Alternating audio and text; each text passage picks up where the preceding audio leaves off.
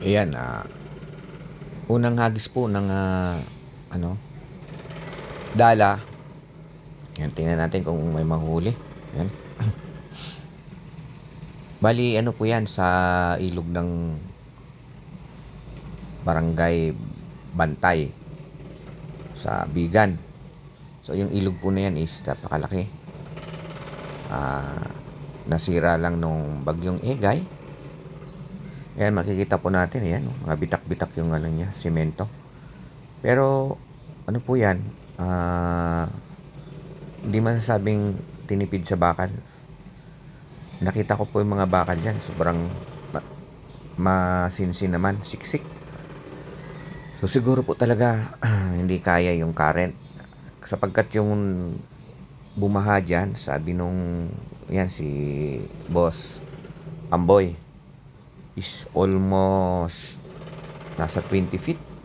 Oo, kasi yung kahoy niya, inabot hanggang tuktok. Nandoon pa yung mga dahon-dahon na inanot. So yun po, grabe po ang nangyari sa lugar na yan ng bagyong Egay. Mantakin mo yung palayan na lubog, mga hayop na anod. So ayan, first cast ni Amboy.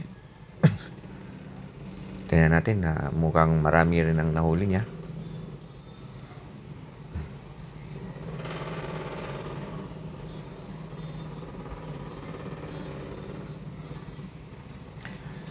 Mayroon pong nauna dyan.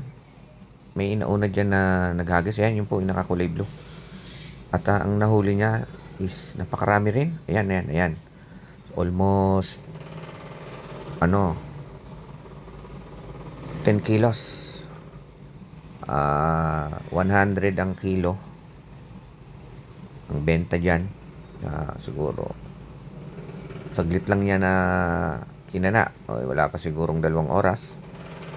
At may pera na siyang 1,000. Actually, bumili pa kami dyan kasi konti yung nahuli namin ni Basamboy. So, dinagdagan namin. Ano pala po yan? Arroyo. Yan. May halong original na tilapia, pero mostly arroyo. So, yan po. Napaka-invasive na ano yan. Ayan. So, ito hagis po uli. Ayan. Ayan po yung unang hagis ni Boss Amboy. Kasama natin yan. Yan tayo tumuloy for 4 days. So, Monday, Tuesday, Wednesday. 3 days lang pala. Ayan. 3 days, 2 nights. Ayan. Pinupulot niya na. So, ayan po ang ang mga nahuli ni Amboy. So, ito naman po yung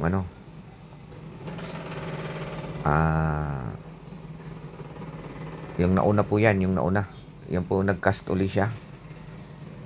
Tingnan natin kung may mahuli pa. Saka yung ano po yan. Mamalingki pa tayo. Ano po kasi, last day na namin dito sa Bigan at kami ay babalik na naman nila. Yun, ganda ng pakahagis ni Amboy. Maliit, maiksi lang yung ano mo no? Yung tali. Kaya hindi mo mahagis na malayo.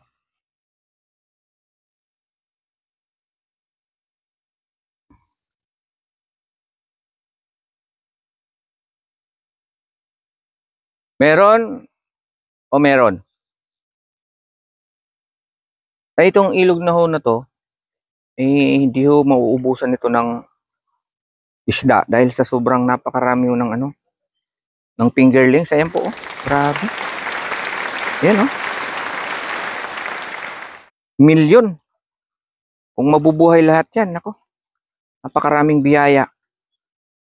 Problema ay kung meron ditong predator din na ibang species ng isda na kumakain ng isda, wala. Meron, no? Ha? Wala. Parang wala o wala?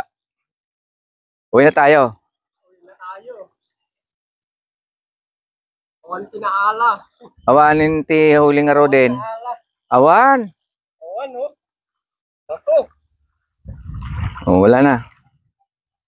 Bato ang inuli nito. Dami yun. Gagalit si Duterte sa'yo. Okay lang kay Ngiwik. Ngiwik! Ayan na. So, bato. Uwi na tayo. Ano tayo, hindi tayo na. Maagan, dami dito eh. Yeah, hindi dapat ginising mo ako 4:00 pa lang.